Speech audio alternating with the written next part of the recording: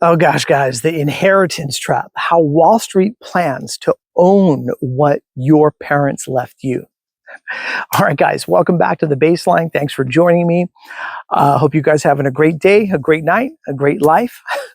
So, doesn't it feel sometimes like even when you're finally win, like you still lose?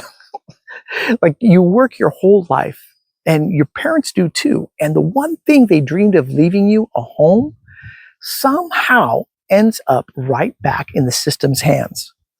Now, you're not imagining this. The biggest wealth transfer in American history, over 15 trillion by 2048, is already underway.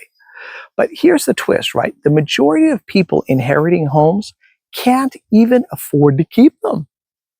And you can feel where this is going, right? Because according to a new 2025 LegalZoom survey, nearly 40% of Americans who inherit property end up selling it because they just can't cover the costs. And there's so many, right? Because there's property taxes, there's insurance, there's maintenance.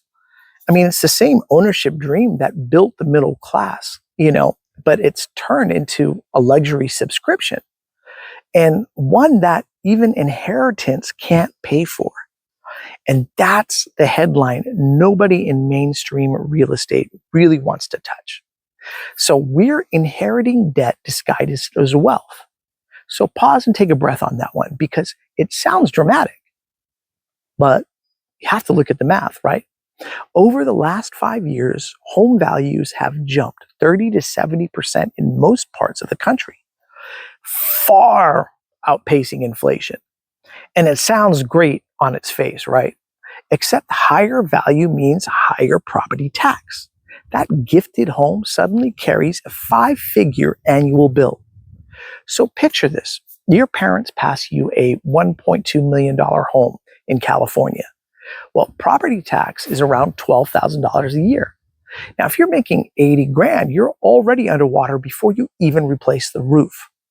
And when that county reassesses that property, which it will, because inheritance triggers a sale on paper, right? But your tax bill skyrockets to today's market rate.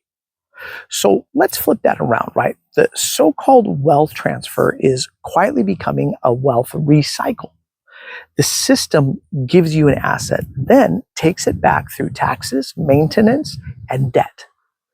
So according to LegalZoom, 42% of young heirs say they wouldn't be able to financially, or they wouldn't be financially prepared to keep an inherited home if they got one today. Almost half cite property taxes as their top concern. Now, that's not sentiment, that's structural design. Because every time a home gets sold due to unaffordability, guess who's waiting with cash? It's not families, it's not first-time buyers, it's institutions. Wall Street, BlackRock, Invitation Homes, private equity funds sitting on billions in dry powder, waiting for that moment when you, the heir, can't afford to keep mom and dad's house. And just like that, your family's generational asset turns into another rental on someone else's balance sheet. So if you've ever wondered why the housing shortage never seems to end, this is why. The game isn't about creating more owners.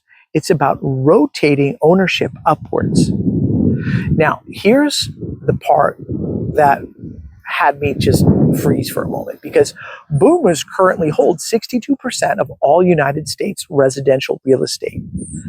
And they pass on millions of homes, or when they pass on, millions of homes are going to hit the market. But not because heirs want to sell, but because the system is forcing them to. And when that wave hits, prices could flatten or fall, not from a credit crisis like 2008, but from a generational cash out, a liquidation that's disguised as family planning. Now, think of it like the great housing glut of inheritance, a slow motion sell-off that benefits the same institutions who have been cornering the housing supply for the last decade. And the irony to it all is this, right? It's marketed as the great wealth transfer, but it's not a transfer. It's a toll road. So every mile of inheritance comes with a fee, probate, tax, insurance, legal filings.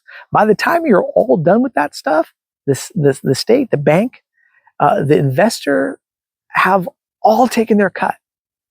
So pause with me again, because there are workarounds. Some families are creating LLCs or trusts to transfer property quietly to avoid reassessment. But if we were to be honest, the average working class family doesn't have a tax attorney on speed dial. And that's also by design, because the rules are written for those who can afford the loopholes. And they're also intentionally confusing. So when people say the system isn't fair, the truth is it's not designed to be. Millennials and Gen Z are already drowning in debt. Half of millennials owe more than they have saved. Gen Z, 56% live paycheck to paycheck. How exactly are they supposed to pay six-figure property taxes on an inherited home? Now, you can't keep what you can't afford. And the system, man, they know it. That's the quiet brilliance of this new phase of real estate control. It doesn't need to foreclose. It just needs to price you out of ownership, even of your own inheritance. So let me give you guys a visual, right? Imagine the monopoly board flipped upside down. The banker doesn't need to steal your property. He just raises the rent until you sell it back voluntarily. That's America's inheritance market in 2025.